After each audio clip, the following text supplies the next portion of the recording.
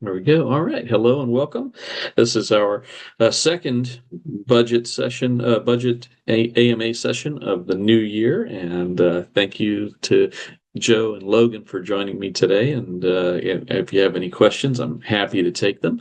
And hello to Notabot for joining us to record the call as well. So Awesome. Yeah, I guess this is just kind of an open space to ask questions. it absolutely is. I mean, I'm happy to give an update. If you guys don't have any direct questions that you came in with, I'm happy to give an update on where Budget Committee is standing right now. And then we can take it from there. Yeah, that would be Could awesome. could you do that first, Lloyd? That would be great. Yeah, no problem at all. Okay, guys. So, in brief, over the Christmas break, we did take some downtime with families, which was nice and definitely needed. But we also, during the Christmas break, spent some time going over what the documents are going to look like. So I have a lot more kind of, like insight into where we're headed. So in the next couple of weeks here, right around January 20th, we will be putting an info action on chain for the net change limit. We're trying to set the net change limit to be no more than 350 million ADA. And from the time of January 1st through the time of December 31st of 2025. So that number would reset at the beginning of each calendar year. That number, by the way, came from the Treasury experts at CF and IO, Emergo, et cetera, that basically this is a number that keeps us right around the replenishment rate. I think it's slightly higher than what the replenishment rate is for the next several years. So it effectively means we won't really touch the principal of the Treasury. If we spend it, even if we spend at the net change limit, we would still be replenishing every year roughly what we took out for the next several years. The other element to the net change limit is that it stays that way year after year until it's superseded by another net change limit document. So, in other words, if we approve this net change limit, we will, that would be the maximum spending cap of ADA that can come out of the Treasury in a 12-month period from January 1st to December 31st each year. So it's effectively a break to stop anyone from taking more from the Treasury than that amount. Now, it's important to note that that is just one number, and that number is not what we're not trying to spend that in a year. And what we hope the DREPs also don't want to spend all of that in a year. We're hoping that's our upper limit, right? And so, to that effect, Intersect is putting out a contract of, I'm sorry, not a contract, a document that is going to explain what we propose to be 5 budgets for 2025. Looks like Joe dropped out. Let me get her back in. There we go. Wait till Joe gets reconnected again. Sorry. There. Yeah, No, you're just fine. rugged. Yeah, no worries. So I was just at the end of that, at the end of the net change limit, what I was saying is that, it stays a year after year, but we're not trying to say we want to spend 350 million ADA out of the Treasury. We're actually hoping the DREPs don't approve budgets that go all the way to that change limit, that instead they're reserving some of that at a minimum to be, there for emergencies, for, hey, we need to create an ancillary budget proposal, put it out, because you have two options here. You could, if we don't have budgets that go to that cap and an emergency happens, we could put together just a budget and do a 6-week window and spend that during the year rapidly if we had an emergency. If we set budgets that go all the way to 350 million and we approve budgets all the way to 350 million, then if we needed to spend more, we'd have to spend 12 weeks because we'd need 6 weeks to supersede the net change limit and then 6 more weeks to do another budget. So, again, this is the DREP's decision, not ours. But we know we're definitely not putting our budgets anywhere near what that cap is. We're staying well below the cap for what's coming out of Intersect and out of the committees there. We do know at least one other group is going to put their own budget forward in their own Treasury withdrawal. That's the Pragma folks for the Amaru node. They're looking to put their own separate transaction. So that'll be up to the D-reps to choose to approve or not approve that one. On the Intersect side, what is being put together is 5 budgets. You'll recognize the buckets: the core, research, innovation, governance, and outreach. The 5 buckets we've talked about. So following on what the D-reps or what the delegates said at the Constitutional Convention, rather than doing 1 budget, we're going to give 5. D-reps have also been very clear that that's what they want, is multiple things to vote on, not 1. So we've, that's the direction we've gone in listening to the D-reps to try to give them what they're asking for. So you'll get a vote on each of those 5 core buckets. And what we're going to put out as a forum post to start is the proposed budget. So that's going to be 1 document, but inside that 1 document, we're going to have like an executive summary. We're going to talk about what it means to be an administrator for Intersect, right? So Intersect's defining their own role there as what it would look like to be an administrator, what it would mean to audit everything, and just kind of put all that information together, and then 5 budgets. And each of the 5 budgets would, we would list, this is going to be an on-chain info action for this budget, and then there's going to be these Treasury withdrawals for that same budget. And so you're going to get a very clear, from Intersect at least, you're going to get a very clear picture of what the budgets look like, what the actions will look like, and then what we do with the funds as they come in. Now, I can tell you that it doesn't have to be 5 separate info actions. If the community's like, we're super happy with these 3 things, go ahead and run them all through right now, and you get approval. Well, we're going to run those 3 things through and get approval, and then we can do a second one for the other 1 or 2, to get them over the finish line as needed. We're just going to listen. We're just going to do what the D-reps signal to us we need to do to get funding to whatever elements of the chain we can. So it's actually, kind of a useful innovation. I hate to admit it. I was very happy with the single budget, because that was the most sane way of having everybody gather to a budget and then get the 1 budget approved, was the way to not spend too much time on this every year. We're going to spend a lot of time on this now, but it is what it is. So maybe over a couple of years we'll figure it out and get it down a little bit. But this also gives the D-reps a lot more flexibility and a lot more, decision-making authority. So let's go for it, and let's see how it comes out the other side. So that's the general brush of it. And like I said, starting right around January 20th, if that is, again, if the PluToM and hard fork goes through. Without the PluToM and hard fork, no Treasury withdrawal can occur. So we can only do the info actions, which we can still do, and we can get approval on those, but we will have to have the hard fork.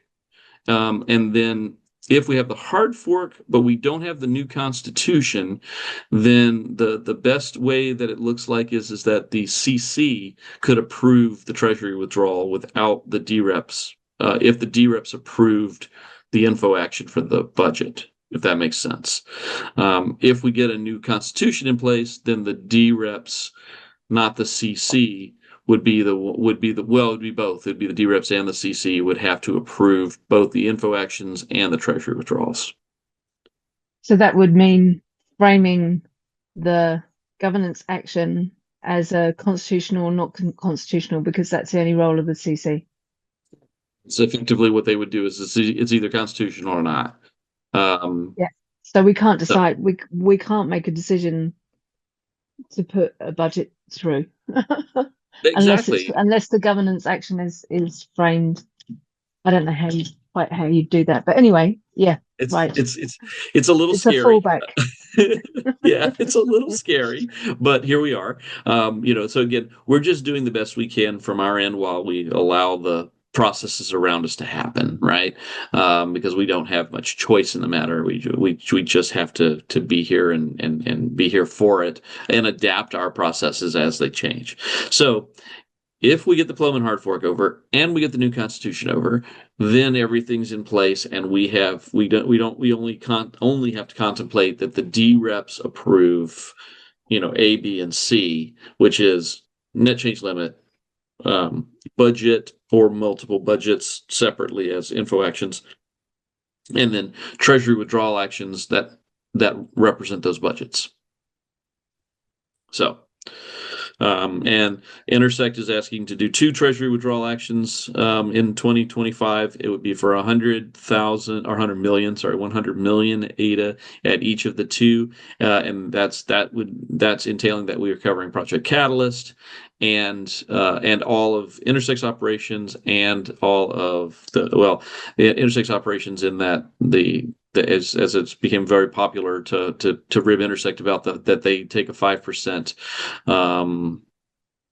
delivery assurance fee from all of the core operations and all of the other operations that utilize Intersect's processes. So that 5% fee is what covers Intersect doing all the work that it does, and then the committees themselves have their budgets, which entails paying the committee members to do the decision making and sit the working groups. Gives about 20 hours each per month to each of the committee members. And so that's the only sort of payments to Intersect that come out of all this. Everything else is money paid directly to vendors, groups, individuals who are doing work, grants, Catalyst, all of that. So, so the 200 million ADA, that's kind of what Intersect is aiming for, to fund operations and to fund all these different buckets. It's all of the core development for 2025. That's everything that moves Laos forward, Paris forward.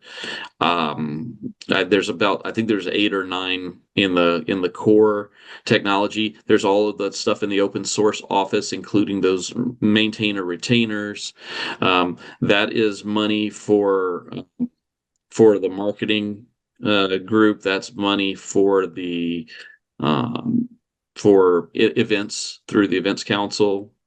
So how much is going towards Catalyst? They wanted to have I think it's not an exact quote here, but I believe it was around 50 to 55 million is what Catalyst was asking to take for. So it's about a third of what they took last year. Okay, so I guess the main question I have is, so we have these buckets. These buckets get their funding. Once they get their funding, there's committees that have to decide which vendors to pay, but the buckets don't really align perfectly with each committee. No. And then the other part is, as a builder in the ecosystem, it doesn't seem, and maybe this is something that has to be worked out later, it doesn't seem very obvious of, okay, I want to help the open source committee build so-and-so, build whatever it may be, or I want to help the product committee develop X, Y, and Z tools on Hydra, whatever it is. How do you actually go about putting your hat in the ring and what does that process look like, or does that have to be built out? Because I imagine all of the funding will go into these committees, and then they're going to have a ton of RFPs, and if that process is messy, well, we're hoping it's not too messy, obviously, but I will talk about that, Logan, because I was in the technical steering committee meeting earlier today, because one of the things I've been working on is this idea of a tooling working group, because we missed that bucket. It's as simple as that. Like when we were setting all of this up, we were keep the lights on, what do we need from the community? We didn't know what the appetite would be from community members, from founding entities. So we didn't try to innovate at all. And up to this point, tooling's kind of been self-funded. It's kind of either gotten Catalyst money or people have done it on their own. But it's absolutely right, as we've done this, again, listening to the community, it's absolutely right that we need a bucket of funds that will take a look at, hey, I wrote this software for the community. It's open source, and it's being used by whatever 10,000 entities, or I'm just making a number up. It's being used by some large portion of the Cardano ecosystem, or it's responsible for this many transactions every month across these 20 different dApps, or whatever it is. It's some kind of proof of useful work, I guess, right? And so we are building a new working group.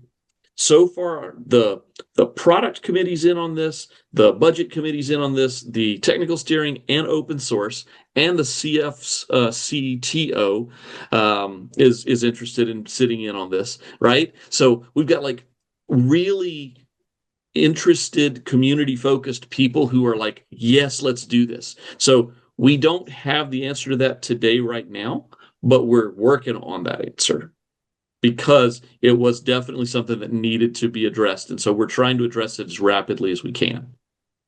Is that an answer to Logan's first question or his second question? So is it an answer to we need to build some tooling for the RFP process for the budget committees to administer the buckets that they get allocated after the budget is approved? Or was it you can get involved in this new, just being spun up tooling committee to contribute to Hydra? Sorry. Toward his, contributing to Hydra and contributing to developing, or having already developed useful tooling for the community is that side of it. Now, as far as what it will look like if you want to develop some of the tooling coming up, Logan, I'll put you in touch with Ryan if you aren't already. If you know Ryan, just reach out to him directly. But he is actively writing specifications right now for one of those pieces of tools, and so there's a couple of Cardano folks who, regular contributors who are looking at potentially writing some of that code.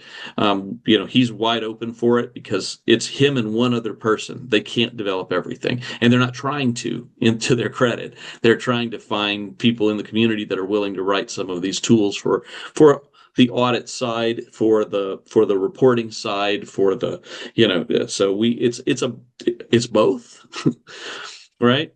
Some of this may be able to go into that tooling working group once it's done, to be maintained on a regular basis. Okay. Yeah, I come with my questions just from a perspective of being a builder in the ecosystem. And I think one thing that I think is vital is that builders of products in Cardano are funded, because these are the projects and the apps and the ways that we're actually getting new people in and creating more transactions on the Cardano blockchain. And yeah, just trying to learn about the process, because to me it isn't super obvious of, okay, there's these buckets, then there's these committees. As a project or Intersect member, how do you get plugged into the right people to push your agenda, I guess, is what it's all about. So ultimately, everyone that's looking for funding right now, I'm still out looking for who's looking for funding. We have a group of people who kind of have coalesced together, and they're saying, hey, we do this work for Cardano, and this is what it looks like, and we'd like to get some funding. That's where the tooling working group is kind of coming together. There's about 110, 115 companies within Cardano.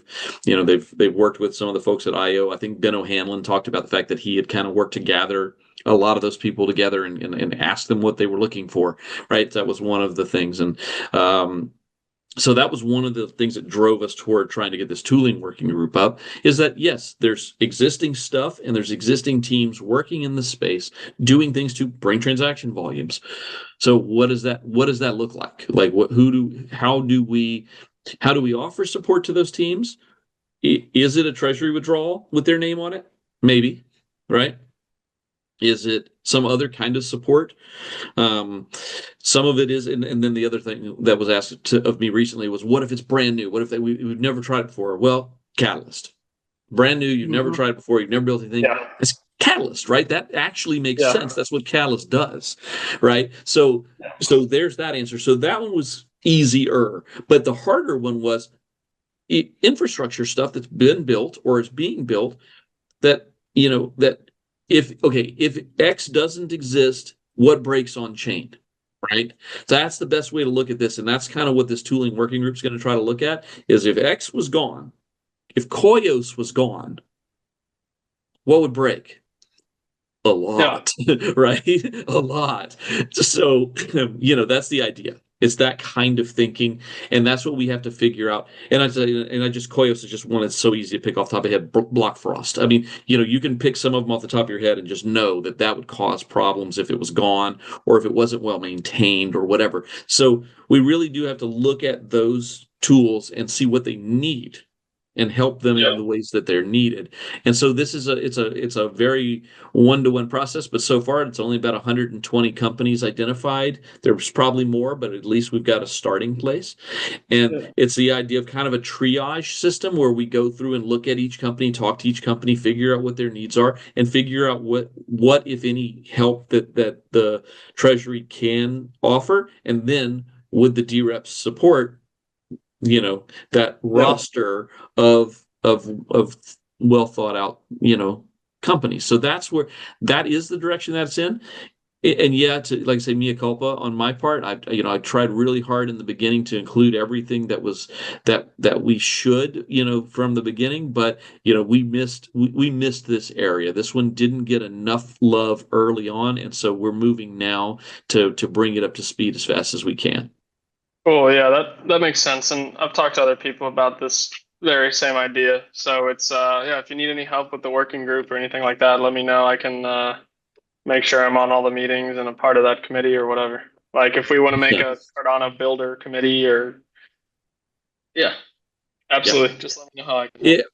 It's right now it's the technical consideration of what does it really mean to be in this workflow, like what is the triage to get them through it. But I think we need builders on that. I think the builders need to look at it and say, would I turn this guy down, and really figure out the triage. And once we got the triage figured out, then it's move everybody through the triage. Yeah. Cool. Thanks, Logan. Man, that was a great question. Thank you. You got me digging deeper into my own stuff that I'm working on. So I really appreciate that. So, hey, Justin, good to see you. Glad you're here now too. Yeah, good to see you. Yeah, just also on with Logan and Clarity, just figuring out how this all works and how we can help and get involved. Absolutely. And I think for the tooling community, this is where it is. Like this is exactly what it's going to look like is let's help get this working group spun up. Let's put some real mind power behind what the triage process should look like so we can move companies through it, figure out what a list of companies need to look like. This is also the good news about having multiple budgets. At first I was like, man, I want the single budget. It's really, from an administrative perspective and from a safety perspective, it's so much easier to have one. But here we go. Like now this is a separate budget. It's a tooling budget, and we can put that out on its own merits and get it through to the DREPs to get approval, right? And even if it doesn't happen initially in the year here, it's something that can happen a little further in the year, and we get you guys over the line. So that's us trying our best to to find ways to get people what they need, and make sure that, because I like the way Charles put it. I mean, I don't do everything based on what Charles says kind of thing, but I did like that he was like, it's our treasury, we're a community, and we have to spend it in the right places. And one of the places he was talking about spending it is on tools in the community that are making a difference. Like, man, yeah, we gotta jig here a little, and figure out how to do this. And thankfully, I wasn't the only one. Like I'm going and I'm talking to people, and then I'm in a meeting today, a TSC meeting, and one of the guys there was like, hey, we have this meeting, tomorrow. And he's like, it's almost the exact same thing we're talking about. And I'm like, what? Like, okay, well, I don't want to reinvent the wheel. Let's go work together. So I'm going to their meeting tomorrow to find out where they're at. So we'll see if, bring everybody up a little bit closer to level. So that's always a good thing whenever it's not my own individual idea that I came up with out of the blue. It's just all these different places in the community are all bubbling up the same stuff, right? So, and that's where I'm at now. It's like, okay, cool. It's kind of like, yeah, this is definitely working because other people are thinking the same way. So we definitely have to pursue this. Yeah. Yeah, no, it's good to hear that it seems like it's in a, malleable state right now. It seems like we're taking community feedback and yeah, kind of triangulating on the final outcome. So it's a, ever evolving process and yeah, happy to do what we can as one player in the ecosystem to give our input where we can help and yeah. Awesome. Thanks, Justin. Hey, Joe, did you have any questions as well? I've been yammering on here for a few minutes. If you had any questions as well. Well, they kind of align with with Logan's really. Working with different groups that are building.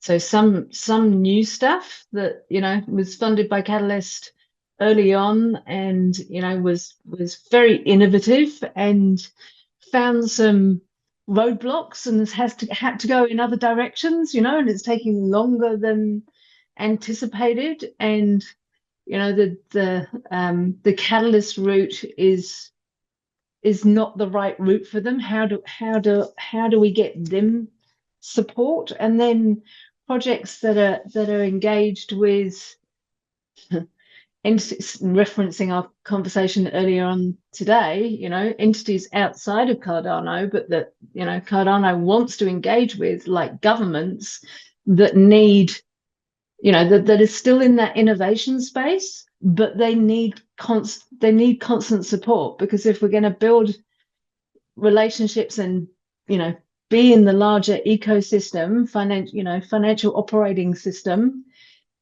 and we start these relationships with these bigger entities, for instance governments, then we need to pursue them. And then they're not necessarily going to increase transaction volume right now, right? And they are innovative, but they're not Catalyst. Do you know what I mean? Like, they don't fit in the Catalyst budget. Do you understand what I mean? Like, it's another thing. Yep. So I'll say it feels like it's part of what you've just been talking about, maybe. it could be, especially if it's building tooling that would help with the onboarding, and maintaining that tooling. So here's where it helps that particularly. That is a different animal, Joe, and I want to. Part of that responsibility is currently in the CF's lap and their sort of purvey. Okay, so part of that is what CF's actual job is to do that, and I will say they are doing it. They are nurturing relationships and they are growing relationships with with regulators, with industries, things of that nature. I don't see a lot of it. I see a little because I am an ambassador, so I go to some of the ambassador calls and I see some of the work that they're doing on that front. And so they are moving those kind of balls forward, and that is in their purvey. What those regulators would be looking for is the things that they need well supported and well maintained, right? They would be doing their own sort of audits on whether or not the things we do are useful. Talking about something different, Lloyd, entirely. I'm talking about I know you are. And governments using Cardano in departments, not helping governments make regulation in order that cryptocurrency can be used in that countries. Different things. Right. Well, I'm going a long way around to get there, and I'm sorry if it's taken me a minute to get there, Joe. But I do agree, and I know what you're talking about. And what I'm saying is that you're right. One of their things is the regulatory bodies, but they also are doing implementation. They are working. It's a different track than the regulatory track, but there is an implementation track where it is trying to get governments to buy into using our tooling. And what's happening there, those bodies look at they don't think on 3 to 5 year timescales. They think on 20, 30, 40-year timescales, right? So yes and no, Lloyd. I mean, when you're not talking about a one thing, essentially, you're talking to public service, right, which has multiple divisions, departments, ministries, however you want to put it, all who have budgets, all who have their own timeframes, all who have a responsibility to the people that they're working for, and those budgets can be 18 months, 3 years. It's not all 50 years time. They are, ministries have to be as agile as the environment around them. So that's not necessarily the case. I'm speaking mostly from my own personal experience with with the various entities that are in my area, in the U.S. And typically they look, if they buy a piece of tooling, they want to know that that piece of tooling is going to last them a significant period of time. I'm sure that's not the case everywhere, but definitely where we are, it's almost glacial, that they want, that to get them to move at all. And when they do, they do look at these very long time scales. And part of what we're doing with this tooling group is making sure that they see that there is funding for the tooling to keep the tooling, working, that there's organizations in place that are doing it. If they can see that resilience, that if they can project out a longer time frame and not expect our tool to only last them a year or two, then that typically, at least in our area, tickles the bureaucrats. They like that. They like that they could build something that they can rely on for a long period of time. So and so I think maybe we're talking at cross purposes. It's okay. Maybe I need to formulate how I'm explaining this better for you, which I will sure, think about and come back to you. Yeah, I'd love to address what your concern is. I just, and I think where you're coming from is should there be funding for whatever it is, an organization or a group of organizations that Builders, yeah. that do onboarding of government, organizations or municipal organizations, let's say, rather than government, let's say municipal organizations, and help them get going. Is that closer to what you're? Yep. Yeah, that's a closer description. Yes. Okay. So that would not fall under Intersect, and that would not fall under a direct Treasury withdrawal based on the language of the Constitution right now. So, interestingly enough, because it's outside the purvey of improving the blockchain itself. But hang on a second. Yeah, I know no, it's not tough. That's an interpretation that is a very strange, unusual interpretation, because they are a customer, or they are potentially a customer of the blockchain, just like any other business is a customer of the blockchain. Why shouldn't a Treasury department in a particular country who is looking at using the blockchain be treated like anybody else? Why not? Right. But how can it be different? But they are a different type of customer, right? Because there is they have a public purse as well. I suppose that's the other part of it. It's not a private company. There is another constitution at the other end governing what they do. So that there needs to be. What I'm saying is, it doesn't fit into Catalyst. This kind of work doesn't fit into Catalyst. It's not regulation work, which I understand, which Cardano Foundation looks at.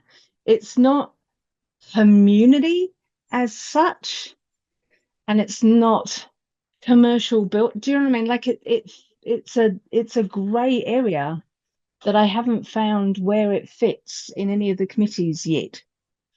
With you, and it's not even, I won't say it's by design, but it is simply that it doesn't fit because it's a different. It is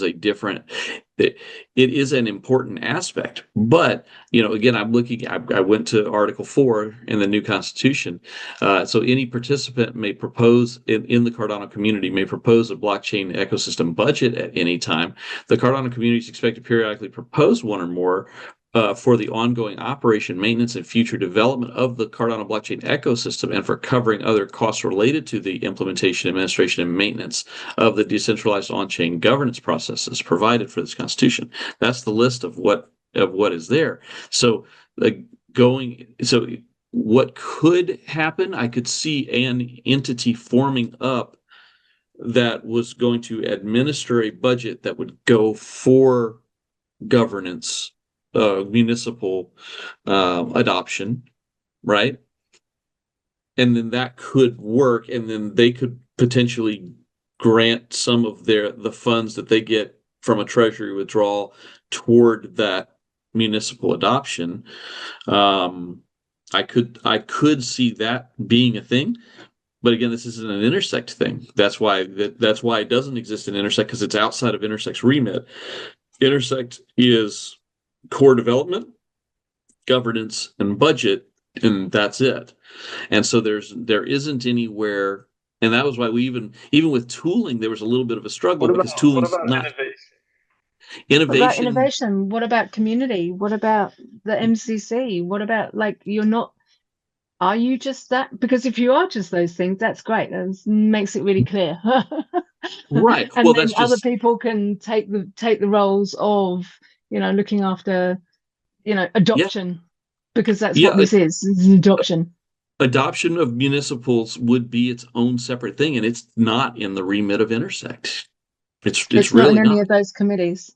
No, it's just not there. And I don't right now. I mean, it's not to say that somebody couldn't. I mean, there's a process in Intersect to form up committees. They're doing it with the marketing working group, right, where they're trying to build marketing and now events and things of that nature into a committee that would oversee that stuff. It's not fully functional yet, and when it becomes fully functional, then there will be another, a fourth line item for Intersect that says, hey, we are this. Now, if you, Joe, I mean, you do seem to have passion about this. If you formed up a working group and got it going, and it was about municipal adoption, and we added a fifth pillar that said municipal adoption, well, then it would be under Intersect. But as of right now today, it's not there. Joe, I'm with you. I feel like there should be some adoption working group for sure. I mean, whether it's government adoption or just, I also think there could community adoption, yeah. Yeah, I think Corporate. I mean, my opinion is corporate adoption is a good one too. There could They're definitely very be different. an alternative to Catalyst. I feel like Catalyst is trying to be a catch-all net for grants. Yeah. I mean, Catalyst should be an innovation portal where it's like, okay, you have an idea and you want to make an MVP. And then they have some other categories for partnerships, but could it better be served to have kind of different grant mechanisms for different purposes instead of having this one entity essentially carry them all out? But yeah, just some thoughts. I've heard that feedback from several. I've passed that feedback on to Chris, and I believe that he's taken it on board. I know they reduced the size of Catalyst. That's so I think they are trying to focus strongly on the things they need to focus on. Adoption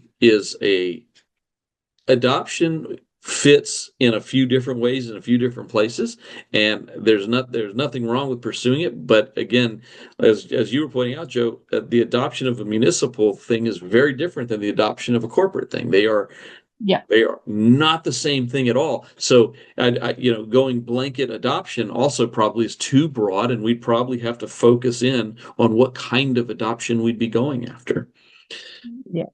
Yeah, because there's industry adoption, there's municipal adoption, there's there's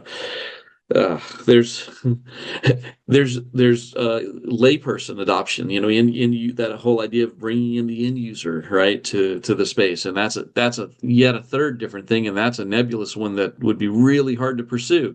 We need things here for them to do if we were reaching out to them, right? So there's caution there. But yeah, it is interesting. This is what I love about having these conversations, is that we're bringing up things. Where are the firewalls? Where's the limitations? Where's the where do we go to, and how do we go beyond it? So Intersect, the one thing that Intersect's remit does that covers this is that Intersect is the place for people to gather, share their ideas, and try to see if they can form up groups to do the important things that need to be done. So they are there for that. So, does it exist in Intersect as it stands today? No, it does not. Adoption of municipal organizations of Cardano does not exist in Intersect today. Could it? Yes, it could. You would just have to champion it, set it up, and begin getting people's interest in participating in it, just like the marketing working group did. And form up a group of people who are passionate about one particular element of working in Cardano, and find a way to pursue it, and then mature yourself to the point where you're either have an approving committee within Intersect, or you could create your own administrator, separately, because the Constitution absolutely allows for that. Mm-hmm. So we're not all things to all people, thankfully. That would be really hard if we were. Did we get closer to where we needed to, Joe? Did you feel more? Yeah. I'm sorry. Silent. It's hard when you're. Yeah. I'm thinking about everything that you've just said, and Maybe to have another. what might be next. What Right. might be the next move. Yeah. Yeah, and I'm happy to chat with you again on this specifically if you want more clarification from me, or if you're looking for who to talk to, or anything that can point you in the right direction. It has nothing to do with I'm interested. It's not just New Zealand, generally. It's not just even New Zealand and Australia. It's like there's the Eastern Hemisphere organizations and companies and entities and community groups that I'm involved in. There's lots of specific to that country work that needs to be done, like not using language like municipality or council or government, but kind of broadening it more to think about those, being involved in all of these different parts of the world. So let me go a different route with you, Joe, then, because one of the things you just mentioned there, I know they aren't open right now, but we're opening them again soon. The idea of these regional hubs. So yeah. Okay. Is this a regional concern that you could operate out of a hub, and Intersect could support you in that way, where you're talking about municipalities, but you're talking about municipalities specifically in your region, and that you could service out of a hub, and then you could be looking for funding in order to pursue that mission as a hub. Yeah. So just another option. Then there's an interesting question, which is, are the hubs which has been my experience to date, are the hubs for the purpose of marketing Intersect membership first and foremost, or are the hubs for marketing the adoption of Cardano? Use that as the broad term, whether it's municipality or whatever. It sounds like we need a government adoption working group or something to accomplish this. I feel like it seems like that's how it gets done. So first you make a working group, and then you get enough traction with the working group that Intersect allows it to become a committee, I guess. Yeah, that's definitely if you want to focus on adoption and you want to keep it globally, and you want to focus on municipality adoption, that's one avenue. That's why as I was thinking here, when Joe said the Eastern Hemisphere and specific working groups, that not necessarily municipalities, then my brain shifted over to the idea of the hub. Neither of these are wrong. Both of these are perfectly legitimate ways of pursuing this end goal. And what I would say is that if the hubs, yes, the hubs are for promoting Intersect membership. That is true, but they are also there to promote the adoption of Cardano, and to promote, and the idea is that every region would have different needs and would have different desires, and that, in a regional hub, in Florida might be focused on one thing that's entirely different than a regional hub would in New Zealand, right? And that's perfectly fine.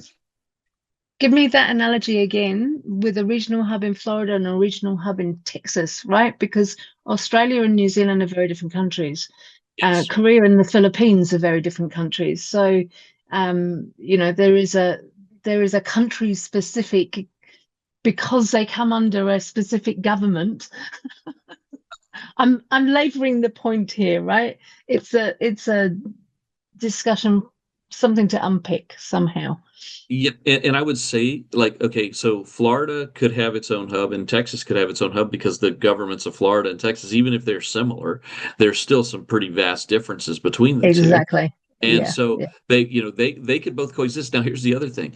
They could coexist and they could collaborate on, say an event like GM 2025 that's happening here in January. It's going to be here in my area, but it's being run out of the hub that's in Texas, right? So is what it is. We actually are doing a combined event, and we aren't even officially a hub here yet. That's taking the conversation another step forward, which is, of course, they would collaborate. Of course, Australia collaborates with New Zealand. Exactly. So, like, it would be great to have a hub known as, yeah. Yeah, and then let's also say Australia is a huge country, so it would be perfectly fine to have a hub in Sydney and a hub in Brisbane and that's fine. Go ahead and have multiple hubs, within Australia that work together on Australian specific things, and then hubs in Australia can work together with hubs in New Zealand and have and have collaboration there as well.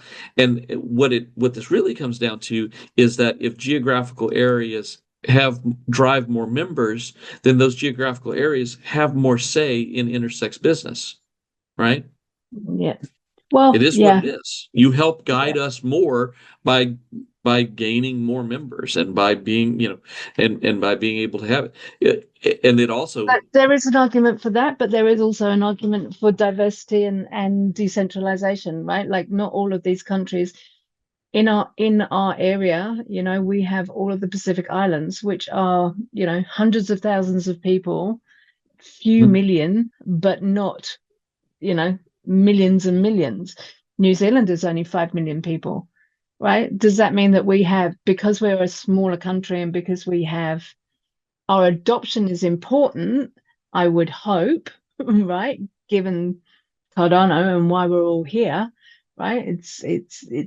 We're supposed to be making the world a better place and banking the unbanked, right? But that doesn't mean that the people that are unbanked are a large population necessarily, but they still need the support. Yeah, and that kind of support can come through regional hubs because you would identify and work in that area. But it wouldn't necessarily get more members to Intersect, which you're saying would reduce the amount of influence they potentially would have on a budget. Is that right? I mean, potentially, but again, it doesn't. It does not a foregone conclusion. You're doing good work. You're showing you're doing good work, and you amplify it to other hubs, and other hubs support the work you're doing. Then then you've amplified your voice to those other hubs. You're using the network effect, and moving it forward without it all being directly in your hub. So I can see it going, I could see that being useful. So I said, I think both of these are useful things. I think the idea of a governance adoption working group or municipal adoption working group, something along those lines, that is thinking globally, just thinking about what it is that vertical stack municipalities need and how do you improve that. Great. That's one avenue that definitely makes a lot of sense. A regional hub in your area makes a lot of sense.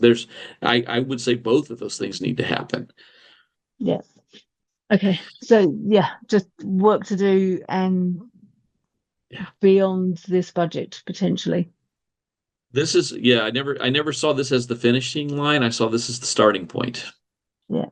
I've tried to keep that in mind this whole time.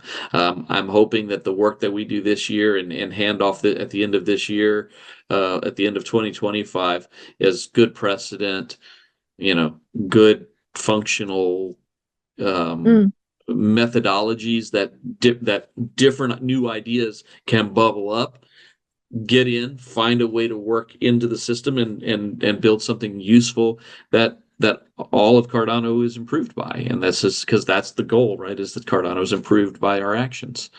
And this feels like one of those things. That's the good news is that there was no way I could or the group that the vanishingly small group of 25 or so people that went through this initial process, could have come up with everything. Of course not. It was always built to be open for new things to find their way in and build it. And here's a couple of them that make a lot of sense. Okay, another question. I don't want to take up too much of your time, and maybe. So at the moment, this budget will go through as a information governance action. Is that right? That's correct. Yeah. So there has been some discussion about making a specific kind of governance action that is specifically related to budget decisions. Where is that discussion at right now? Begged for it. I've pleaded for it. I grabbed Jer, the COO of IOHK, by the arm and threatened to tweak his arm behind his back if he didn't start working on it. And he was like, "Why didn't they put it in there?" I'm like, "Because then they said they'd have to do other actions and they might have to write another action for something else later." He's like, "So what?" Yeah, exactly. I was ready so what? And I said, "Well, exactly. Please get it done." And so the understanding is that it is in the works. It's happening. It has many machinations to go through, but the idea of an addressable governance action, so that it is not an info action specifically, but we can address a budget action. The net change limit can also be a protocol parameter, which it is currently not. Yeah. So if we can make the net change limit a protocol parameter, and if we can make the budget action its own action, then that means if we get the approval threshold from the guardrails, bye Logan, thank you. If we can get the approval to the approval threshold at the next epoch, it closes, which is what's missing from the info action. Info actions must go 6 epochs, no matter what. Exactly. And so there's no chance of it doing there's lots of reasons to do it, right? That's just one of them. There's lots of reasons to do it. So is that in the, so where is that in process, and who is that in the civics committee that those things are happening, that both the guardrail for the net change limit, which is another question, and this budget, let's call it a budget info action for the time being, the development of those is happening where in the civics committee? Yeah, so it is civics. They're ultimately responsible for the future development of the governance actions. I know the work is in the work stream somewhere. I do have fairly regular calls with some folks at IO, and so I do every chance I get razz them about not having it yet. So I'm keeping the torch and I'm holding it very tightly as until we have that budget action, because Joe, it's a handicap on being able to be timely with completing actions that need to be done timely. Imagine if having multiple budgets and having budgets from other entities as well, right? Like a standard for that kind of info action would then decentralize this process around budgeting and the net change limit as well. It would speed up the process, make it a lot clearer. Thank you, Lloyd. I appreciate your work as always. Appreciate your work, and I really appreciate you doing this session. I know it's now just you and I, more or less, at a time when we can take part. Because I'm trying to do that. I'm trying to make sure that I'm not spread. Not everybody is doing that, which exactly makes it hard. Yeah, early and late. This isn't terribly late. This is only 5:30 p.m. for me. I'm going to do a couple of more of the even later ones so that I can catch. I'm trying to give everybody, as much room to have conversations like these. And I value the conversations. I learn something every time.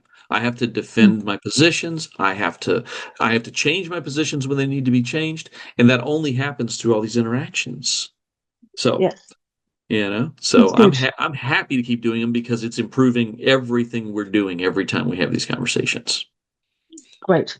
Awesome. Thank you. Appreciate it. My And nice to pleasure. see you. All right. Yeah. Take care, Joe. I'll see you next time. Okay. All right. Take care. Bye. Bye bye.